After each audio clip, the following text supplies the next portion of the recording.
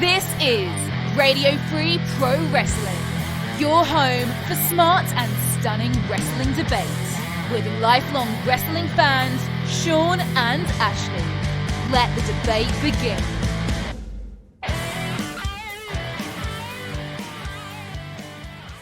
Special episode of Radio Free Professional Wrestling. We're live on a Tuesday night as we decided to wait to the day after the Raw after Mania. Is I, Shawn, with my tag team partner, Ashlee. Ashlee, congratulations on defending your David Bradley trophy as you crushed me like a grape in the WrestleMania pick contest. I think the final score was like 10-6. So congratulations, champ. Thank you. Very cool to know. Yeah, what a very, very busy weekend. So much wrestling, so little time. So we're going to go right to our not stunning 6 questions, our stunning 10 questions, as I got you 10 questions this week. And my first stunning question for you, Ashlee, coming out of either night 1 or night 2 of WrestleMania, what was the biggest shock? The thing you went, OMG, I can't believe this happened. Well, I don't know if it's exactly the biggest shock. I picked him in my picks, but Sami Zayn beating the longest reigning Intercontinental Champion, the behemoth that is Gunther, not Walter, sorry. Old habits die hard. But watching that moment at the end and the excitement and kind of like the cool little moment of having like his wife be there and everything, very cool underdog moment for Sami Zayn and an awesome victory that I personally loved. You know, it was a nice moment to see Gunther finally be defeated after so many gentlemen had an opportunity to defeat Gunther for me. And finally, Sami Zayn defeated Gunther. I, for one, even though you won the trophy, I was perfectly happy because Gunther is no longer champion. Now we move on to next week. We'll see if Chad Gable does the unthinkable and beats Sami Zayn in Montreal next week on Raw. I hope that's not the run. Keep that a long-term thing. Both those guys have earned a spot. I know there's so many ways you can go with this storyline, and we got so much time now because we're heading into the summer and we're just got past WrestleMania. Let's Move just go. Gunther up to Cody. Move those two on together. I think you got some good programs coming up. There's a lot of great programs coming out of this WrestleMania. So let's go on to my second question for you. Did the opening segment of Monday Night Raw outlive its welcome? Because it clocked in about 45 minutes. And I didn't know it was 45 minutes until about 30 minutes into it. I say yes, but I do say that knowing that this WrestleMania is often kind of structured differently just because it's treated as its own special event as well. It seemed to be a hit with the crowd. I will say online a little more divisive. I still think 45 minutes is a bit insane when even cutting off 15 minutes of that, you still could have put 2 matches in there. I do believe that every match suffered from that 45 minutes being took to open up Raw. Even though you are serving 2 masters here, you are serving that live crowd there in Philly. And the people who are watching on TV, I still feel like this segment was okay. They kind of kept it going. It's kind of within 3 chapters. Chapter 1, Triple H coming down, getting his flowers for a great WrestleMania. Then we got Cody come down, new champion. We see the video package of his story coming to the championship. Then here comes the final boss. We get a Rock appearance on the Monday Night Raw after Mania, which a lot of people didn't think was going to happen. It was cool. And The Rock comes out and goes like, congratulations, champ. Your story with Roman's finished, but your story with me is not finished. Yeah, I mean, they did kind of, I think the two of them did kind of take center stage with the whole thing. I think even Roman kind of got like not overshadowed to say like exactly, but it did feel like Cody and The Rock was more of the story leading into WrestleMania.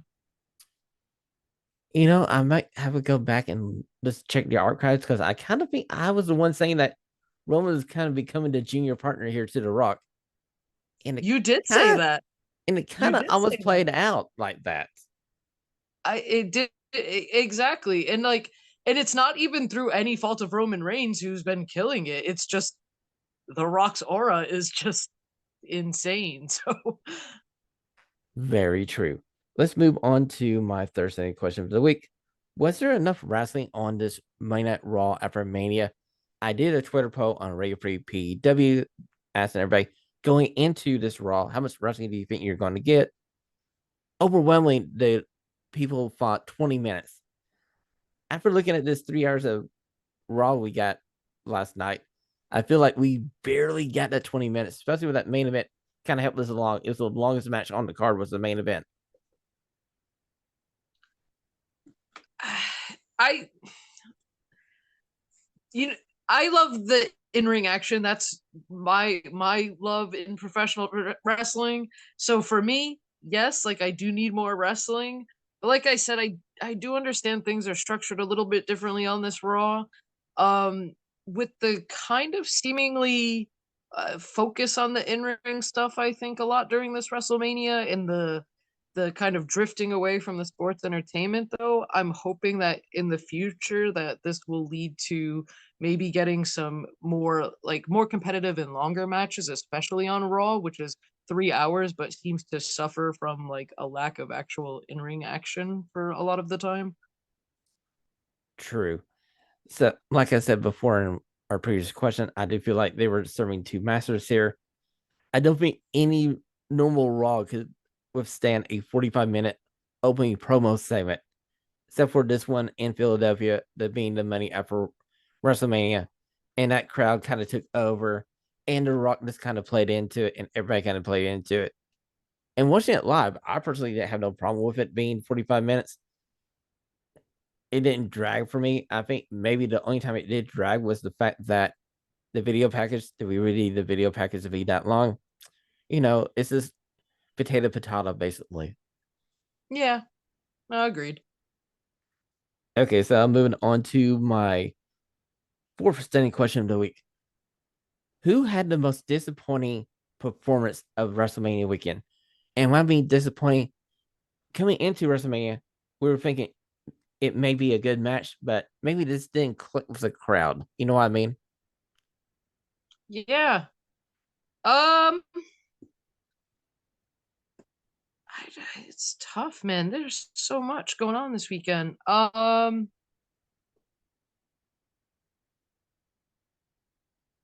truly don't know like anybody that like stood out as like I gotta like kind of point out to it as being like a bad performance. I feel like everybody at least was trying their hardest. I know there was some like divisive reactions to what was put out there, but as far as like the in-ring stuff, I didn't really have all that much to complain about.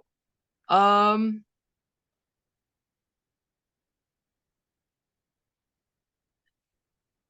yeah, I don't know. Let me take a look. Let me see. Go Okay, ahead. okay, Who did you have in mind? okay. So back on Sunday, when me and they were having the special edition of Referee Professional Wrestling, I did mention that Jimmy versus Jay Uso kind of felt underwhelming. I kind of chalked it up to the fact that it was the B side feud in the Bloodline storyline. As maybe 6 months ago, this could have been a hot feud coming out of the fall when we first saw the turn of Jimmy onto Jay, but we kind of put it to the backside because we had Roman and The Rock versus Cody. Then we added Seth, and I feel like these guys have suffered from the fact that they didn't get enough build, and it just didn't click when they got in the ring that night in Philadelphia. Definitely suffered from the brother versus brother uh wrestling curse there. I do believe there's actually a curse. I feel like now, since we saw Matt Hardy versus Jeff Hardy have no chemistry, these two guys tried their best and they just didn't live up to the Bret Hart versus Owen Hart. Maybe it's just us. I don't think anybody can live up to Bret Hart versus Owen Hart. True. I mean, yeah. Like I said, I think the only other like brother versus brother match that I can think of that like like, yes, I loved it, was like Cody and Dustin. Very true. That was a good match between Dustin and Cody. One of my favorite AEW matches of all time. Let's move on to my fifth standing question here. Should Drew have left WrestleMania as the world champion? I know my friend Randy was so happy he was only champion for 5 minutes and 45 seconds. But please, this is Drew McIntyre, the guy who led us through the pandemic era of professional wrestling for the WWE. I was just happy he won the title in front of people. I want him to leave WrestleMania with said title. But here we are. I get that. Um, I I understand both sides of it because Drew definitely earned it, especially with all this work he's put in with the character and stuff that he's all this like promo work, the social media stuff has been fantastic. Um, but I also really love Damian Priest getting his moment and the big cash in for the briefcase that he's had for forever, it feels like. um I like Drew getting a moment, but I also like Damian Priest getting a moment. Damian Priest now going to be champion for what I'm assuming will at least be a couple of months until we get to Clash at the Castle, and then that gives Drew like the perfect like homecoming, hometown victory, home country victory. I mean, fair point, but I kind of was hoping that we would have been right and Damian would have kept that briefcase until Money in the Bank and cash in right before the other Money in the Bank match. I was hoping we were going to get to that point. Me too, honestly. I would have just liked to see the chaos of two Money in the Banks like running around like that. Okay, so sixth standing question here. Are we disappointed that we didn't get that big Monday Night After Mania Raw debut? We did get to see Ilya Dragunov come up and have a match against Shinsuke Nakamura. We did see Roxanne Perez have a match against Annie Hartwell, but we didn't get no MJF. We didn't get no Esther Bloodline member. We didn't get no big debut. Oh, wait. They had Julia on NXT Stand and Deliver, but couldn't she show up on Monday Night Raw? I will say I I think fans like across the board need to kind of like temper those expectations for big debuts and stuff for every kind of like big event. The AEW fan base is very much like that too. Like every pay per view, they expect somebody to debut or show up. I feel like you can't always be waiting for like what's coming next. Like this was a good show for them, in even having like Ilya Dragunov come up and have a good match and stuff like that. I think is kind of like all you need more in the debut sphere because there isn't, as you see, like we know that the same amount of people who watch Raw are not watching NXT. So this might be some people's first exposure to Ilya and seeing what he can do. This is how you're going to build somebody. Like he's already fantastic. Like now you're just exposing him to a wider audience who hasn't been too familiar with him. Very true, because all of us who watch NXT UK, we know what this guy can do. This guy is freaking magic. And all we want is Gunther versus Ilya. Sometime maybe SummerSlam. Just saying. It'd be a perfect like built in, like you already have like some history to go to. Perfect to build up to SummerSlam. Very true. So let's go to my seventh question of the week here. Did the women get shortchanged on this Raw after Mania? Because we did get two women's matches. Now, one of them was a 30-second squash match, but it was basically getting Jade over to the crowd at Mania thanks to Chelsea Green. And Chelsea Green is a national treasure.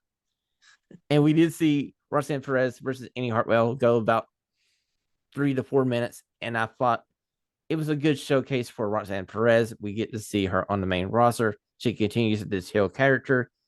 And we get the side story of Andy and Candice still not getting together, and Candice kind of getting fed up with Andy not getting with the idea that cheat to win. No matter what to do, you want to win, no matter if you have to cheat.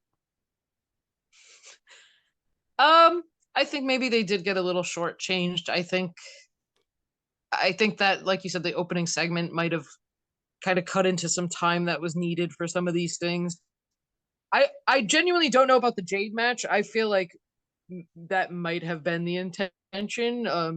I feel like that's kind of been even in AEW how she was used, like kind of like quick squash matches for at least most of her run anyway, I would say, as champion. So I think it's smart to kind of like, you just had her in the big tag match for her debut, kind of temper her into like some single stuff to get her out there by herself, and see where she goes from there. I like that they're at least setting up some stuff though. Yes, I feel like eventually we're gonna have maybe Rhea versus Jade sometime down the road. Maybe that's the SummerSlam match. Maybe they push it back into the fall. But I got a feeling, Ashlee, Jade Cargill will be a WWE Women's Champion before we leave the year of 2024. I wouldn't doubt it at all. Let's move on to my 8th question of the week here for you. Okay, so my 8th question for you, Ashlee, what do you think The Rock handed over to Cody near the end of that 45-minute promo segment? He handed something to Cody, told him that he would know what it is. He didn't need to look at it, and Cody quickly put it into his pocket.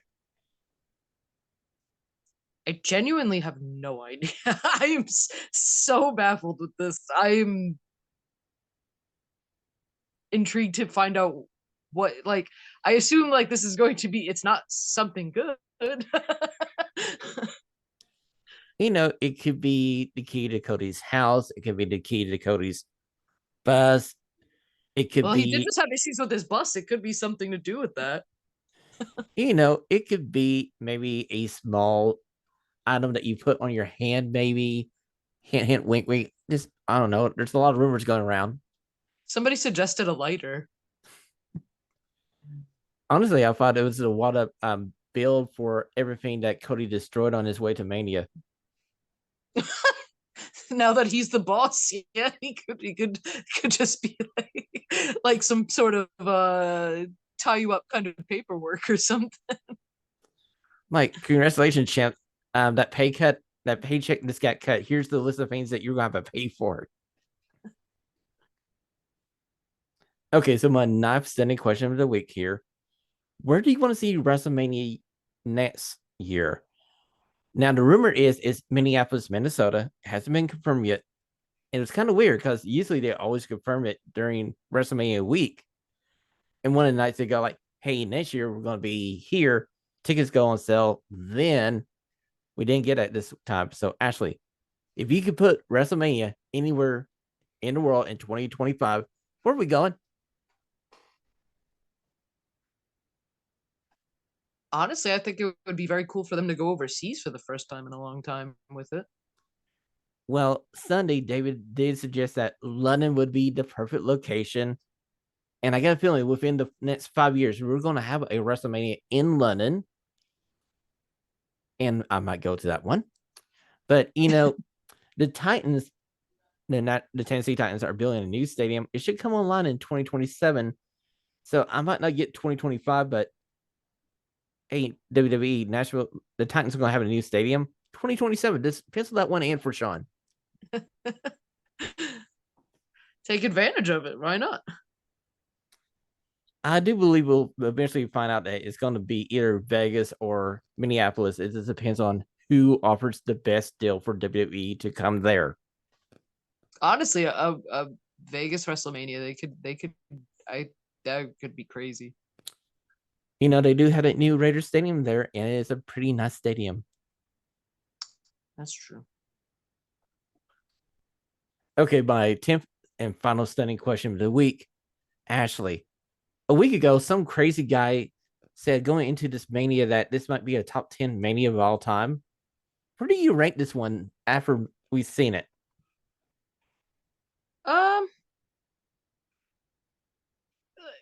Kind of like we spoke a little bit earlier. I would say like you said, like maybe like like lower tens, like maybe like top 15.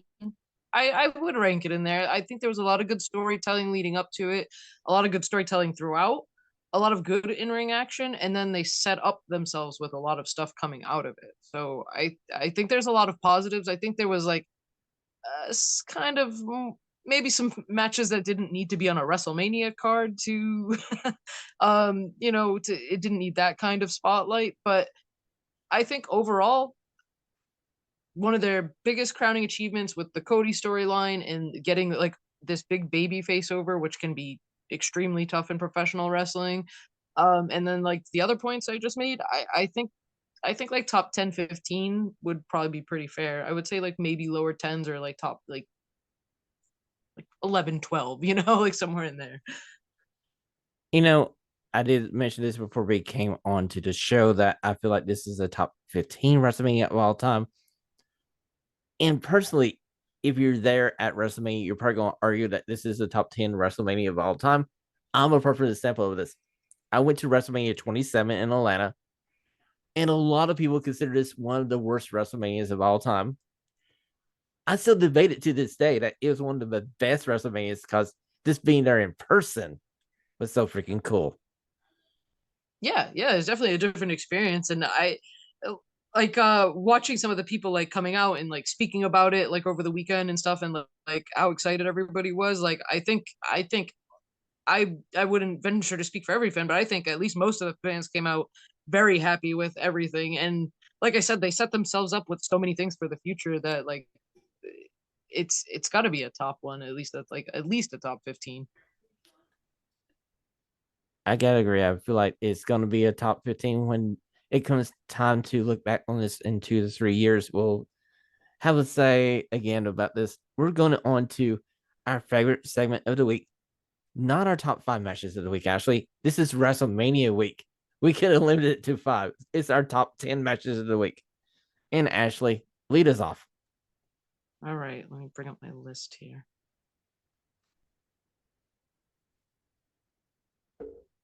Come on. All right. So I watched so much wrestling this week. I started off my list with AJ Styles and LA Knight, which I watched earlier today. It's AJ Styles and LA Knight, so we don't need to talk about how good they are in ring. We know. But I like this kind of like little feud they've had.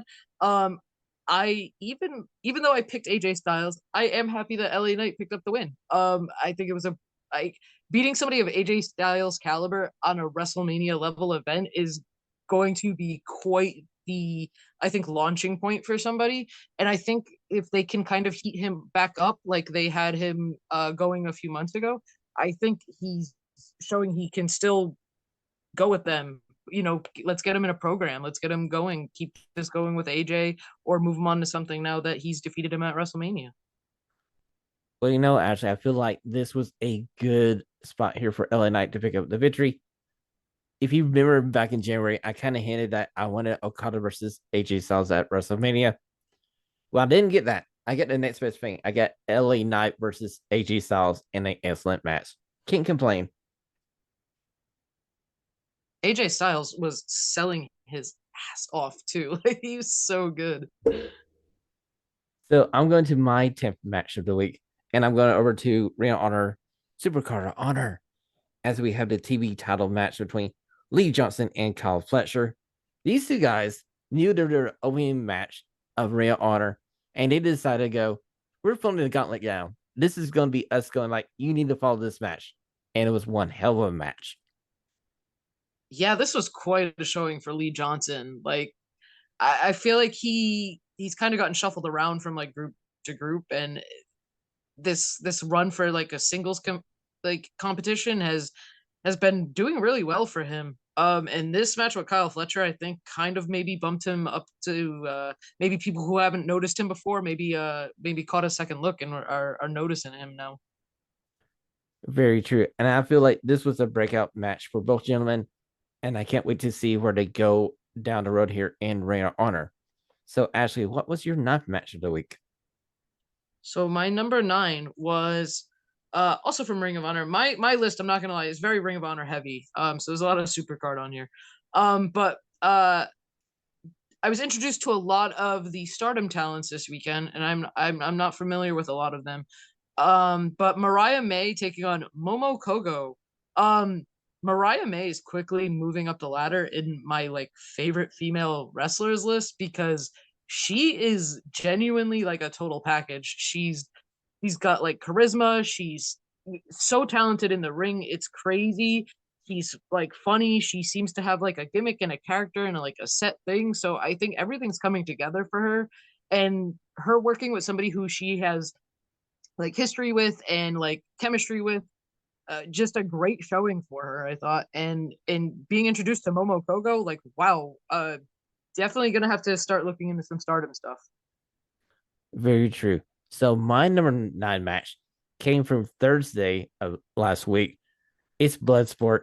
It's Speedball Mike Billy versus Nick Nemeth. And actually, this was my first time watching Bloodsport. And if you listen to me and David talk about on the Sunday show, we're both big fans, and we want to see more of this stuff. And I want to see Speedball Mike Billy versus Nick Nemeth again in another venue.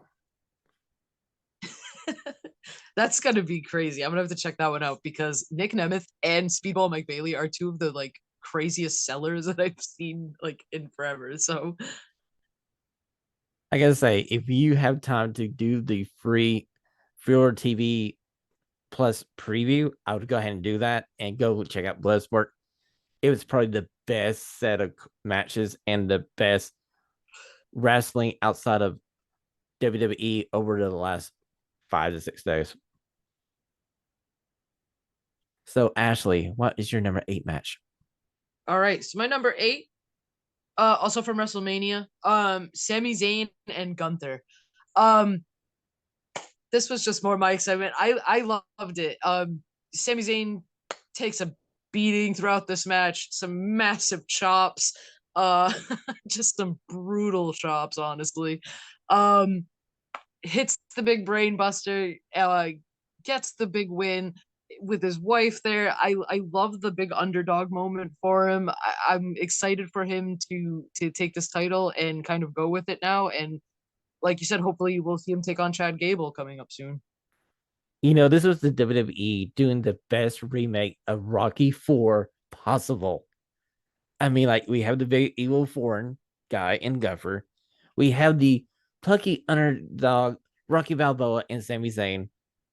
And they hit every freaking single note of Rocky 4.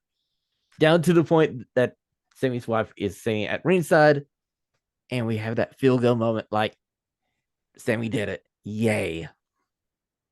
I loved it. I'm so happy for Sammy.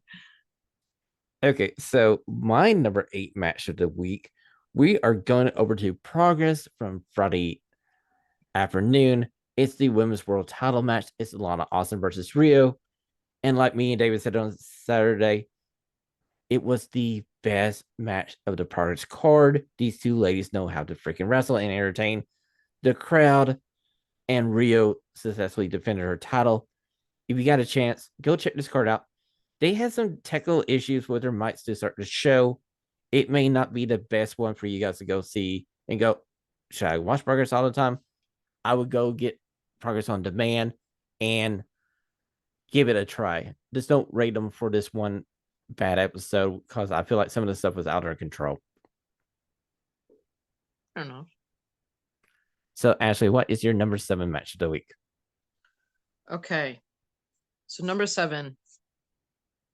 If I mispronounce anybody, I'm so sorry.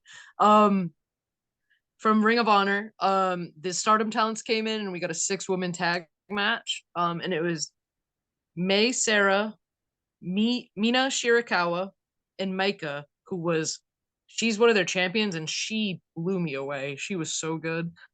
Taking on Seiya Kamitani, Tam Nakano, and Azumi, I believe is how they're pronounced. If I am wrong, please feel free to correct me. Anybody. Like I said, this is my introduction to a lot of these women. I'm just gonna, I think, have to check out the Stardom like in general after watching this. Honestly, I gotta say, Stardom was one of the big winners coming out of this WrestleMania weekend. I feel like they got a lot of eyes on their talent, and I know they're going through a talent turnover due to the founder of Stardom leaving and Julia leaving from that company, one of their biggest stars. But they did a heck of a show there with Ring of Honor. And I need to go check out the Stardom solo pay-per-view that was, I want to say, Thursday of last week. It's on my list. Like I said, there's so much wrestling. We had to put lists together, what I can watch, what I can't watch.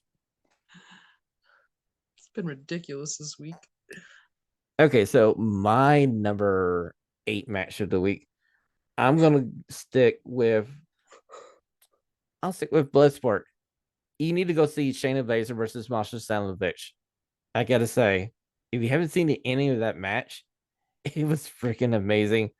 And Shayna Baszler showed you why she is the Queen of Spades. I'm glad. That's so cool that she got to do that. So I'm happy that she's kind of getting to kind of work her magic outside of WWE a little bit. Very true. So, Ashlee, what is your number 7 match of the week? All right. So I went with another match from Ring of Honor Supercard. A match that I didn't know we were getting. A match I didn't know that was. I did not expect this. Apparently, the newly signed, now under the name Beast Mortos, I believe is how it's pronounced. Formerly Black Taurus, taking on Blake Christian. This match was insane. I was like so excited watching this match. I did not expect this. I was kind of blown away. I feel like I've seen Blake Christian live. I've seen Blake Christian in Ring of Honor and on TV and stuff. I feel like sometimes he's a little kind of like hit or miss for me, but I thought this was exceptional. Black Taurus is crazy gifted for as big as he is and athletic as he is as well. True. I mean, I saw this match, and you got to say, it's this one of those cool, random matches you get during WrestleMania weekend when you have all these companies together and you're going like, who could we pair up from each show? And heck yeah, sign me up for this one. Now, my number 6 match of the week, I'm going to NXT Stand and Deliver. It's the NXT Women's Title match. Lara Valkyria versus Roxanne Perez. Roxanne Perez gets the victory here by submission. She makes the champion tap out. And Roxanne finally gets justice in her eyes as she gets the title that she never lost back. And I got a feeling that we're going to see Lara Valkyria and Tatum Pasley break off into their own little feud. Then the Prodigy, I don't know exactly who she's going to face next for that title. I love all these little like branch offs they're doing. So, Ashlee, what is your number 5 match of the week? All right. Number 5. It will shock anybody who may hear this. It involves 2 House of Torture people. Wait. But, House of Torture? Yeah. Ashlee, House of Torture? Yeah. Okay, go ahead. Well, Let's play this one. I went with it's the tag match, Mox and Shota Umino taking on Jack Perry and Ren Narita, because very surprisingly, there is no run-ins during this match. There's a little bit of shenanigans. There's a little bit of the beefed up pull-up bar that Ren Narita has, but overall, there's no run-ins from Evil. There's no Yujihiro Takahashi coming out. I was very excited. It was just straight going. I feel like they're using this time to, like, I guess with what's happening tomorrow or later, this is building Jack Perry's return to AEW. But he still remains very good in the ring, despite what some people are upset about. I get it. And Mox in New Japan, I think, is making a case to be the one to dethrone Naito. You know, it almost made my list is that New Japan World Title match. And I should have realized that since we already had this one come up this Friday or Saturday with Naito and Mox, that Naito was going to come out of that as a champion. But I got to say, this is a match I want to go back and watch that card from Saturday. It's one of the few things I wasn't able to watch live. It's on that list of things I need to watch this week. Right.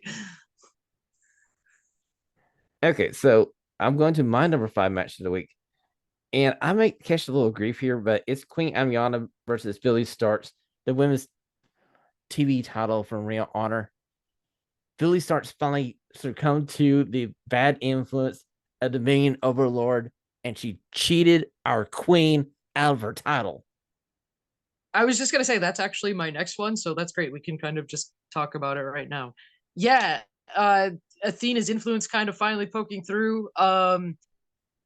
She kind of feigns an injury and then on her way out of the ring grabs Aminata in the chokehold.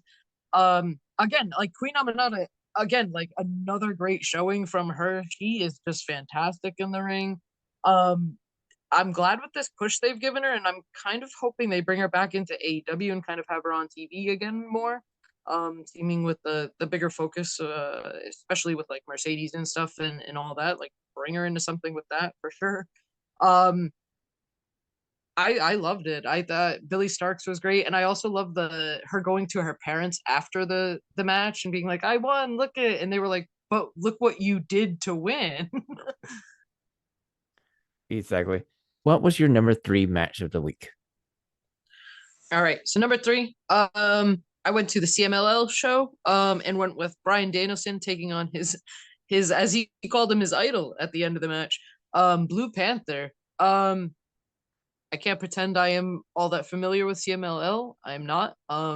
But watching Bryan Danielson on this run is just a privilege. And uh, Blue Panther, I mean, and I saw some people make comments about his age, but he still looked fantastic, and everything was like fluid, and it's a very technical match. And it looks like we may be getting a rematch soon here in the States. Sign me up. I can't wait for that to happen. Anything with the American Dragon right now, it can't miss. And this is like their second meeting because, correct me if I'm wrong, but maybe a week or two ago, it was the 6-man, and Blue Panther was in the 6-man match against the American Dragon. That's yep. When Danielson was with the rest of BCC and Matt Sydal. I do believe that was one of your top matches that week as well. He's killing it. Okay, so my number 3 match of the week, we're going back to WrestleMania. We're going back to that cold Saturday night that Michael Cole kept telling us it was so freaking cold, but it was the first match we saw on the WrestleMania card.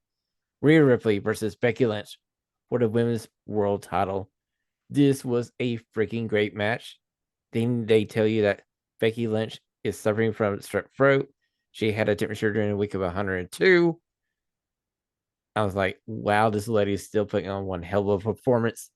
So this is a must see. And I saw a lot of people like I feel like there was kind of like some pushback against Becky getting this title shot, but I think they made this was like the perfect call for Rhea, because having this win over Becky, especially at something like WrestleMania, is something that can kind of help her, like build off of, like this. It's like a benchmark win for her. It's like the crowning moment. We've been seeing the passing of the torch. A lot of people said this was a passing of the torch moment. It could be, but this cements Rhea Ripley as your most dominant champion in the women's division as we head into, like Triple H likes to say, the new era of WWE. And we got Jay Cardell on the horizon. Who knows? We could have another Rhea Ripley versus Bianca Belair match coming up, or maybe Charlotte Flair comes back and we have that matchup. So many possibilities during the next few months here. I think she could be back soon. She's been on social media. I've been seeing a lot of her on social media lately. It's about time to see who is the true queen. And there's only one, and she's Charlotte. So, Ashlee, what is your number 2 match of the week? All right. Number 2. The ROH world title. Eddie Kingston and Mark Briscoe. They just beat the hell out of each other. And I kind of figured Mark would finally get the moment, and he did, and it was still a really great moment. Getting to see him get this big win, especially with the J Driller that's kind of been teased for so long, that every time he gets somebody, they either get out of it or escape, and he doesn't get to hit it, was very cool. And getting to see like Mark Briscoe and Eddie Kingston, even after like sharing a beer in the back, like still being like nah, like it's like you earned it, dude. It was like very cool. It was 11 years ago to the day that his brother won the ROH World Championship. This is my number one match. I'll go ahead and tell it now, but I had such a hard time debating between this match and my number two match. But this was excellent storytelling. And the end, when you see all the streamers come into the ring, it's just one of those moments where you have a tear coming down from your eyes, and you're just like, I'm so happy for Mark Briscoe having this opportunity to hold that title and be the champion of Ring of Honor. I definitely hope they capitalize on it. And like, I love Mark Briscoe. I love him on TV, but use him to bring people to the Ring of Honor. You know, like he's fantastic, and everybody's sort of latched onto him in AEW. Like he could be a fantastic face for ROH as their champion. Very true.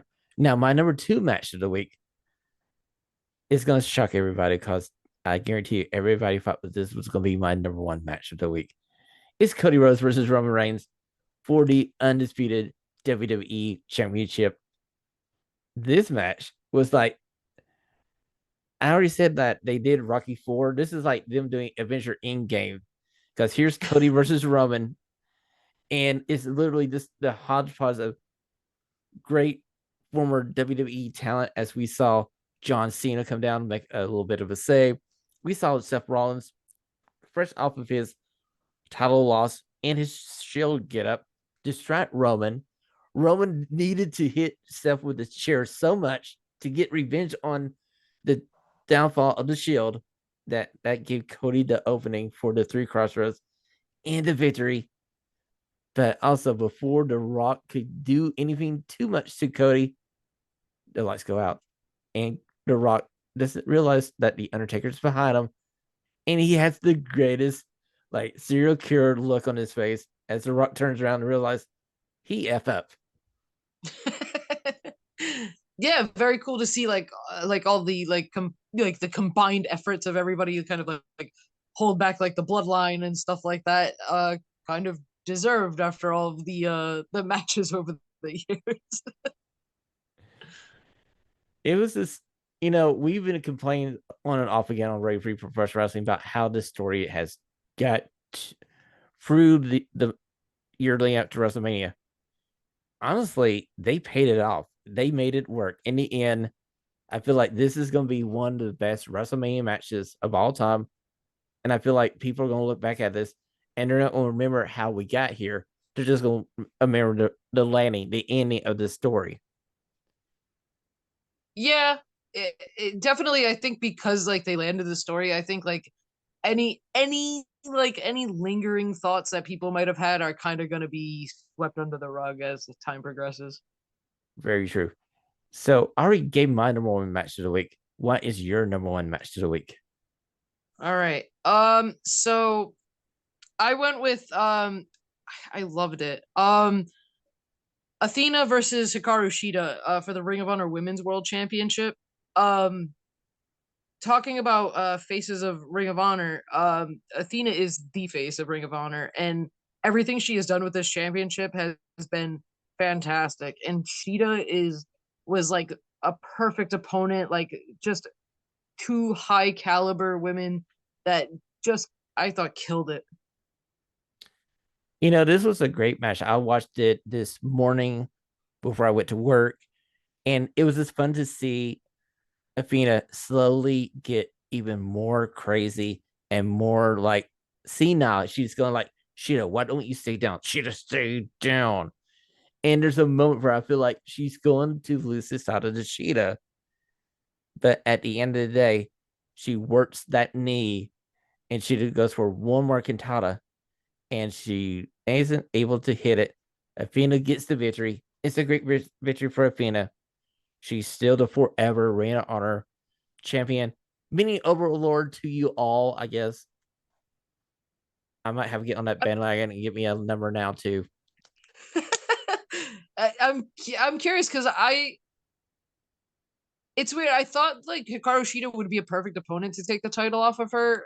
But I didn't know if they would necessarily go that route. But now that they have Billie Starkz as like the TV champion, I'm curious to see where they go with her and Billie Starkz now.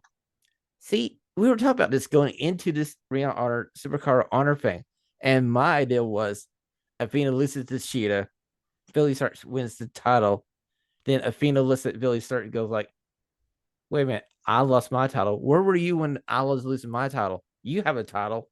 I'm coming for your title."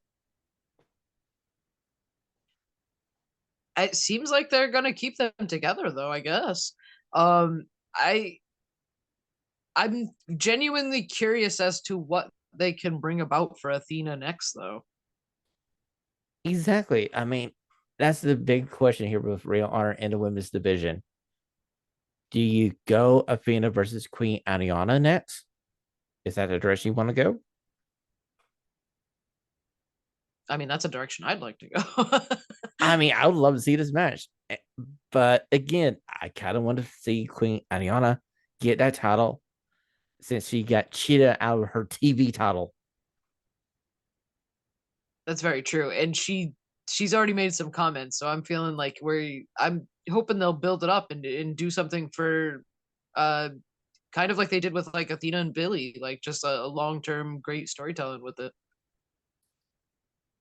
You know, we might complain about Ring of Honor from time to time, but this Super Card of Honor, it kind of felt like the old Ring of Honor. Yeah, I think it was like one of those cards that we sometimes talk about with Tony Khan where things are kind of thrown together. It ends up being very good, but again, you still had some matches that were announced during the show, which I am not a fan of and will never be a fan of, things like that. But overall, I think everybody was showing out. I think everybody across the board in every company was trying to show out this weekend. Very true. So, Ashlee, as we finish our story, where can we find you on the Super Information Superhighway? I'm on Twitter and it's at groovy_ash_. And I would like to apologize for the live stream. We did try to do a live stream this episode, and we had a few hiccups and stuff. We decided to just bail from that and do a video version of it for you guys. We'll keep you addressed and see if we can do another live stream. We may kick that down to the road to maybe a time that we're able to do it and do it well. But until we do that, I would say if you missed that episode of Radio Free Professional Wrestling, go over to www.radiofreepw.com. You can always follow the show on Twitter at RadioFreePW. And we're also on Instagram and TikTok underneath the same handle. And until we see you next time on Radio Free Professional Wrestling, remember, this is mine and Ashlee's groovy and stunning era. Top podcasters out. Story over. Christina here. On behalf of the guys, thanks for listening. Like the show? Do us a favor and share it with a friend. Have a stunning question? Email it to the show at radiofreeprowrestling@gmail.com. Until next time, this has been Radio Free Pro Wrestling. Stay stunningly.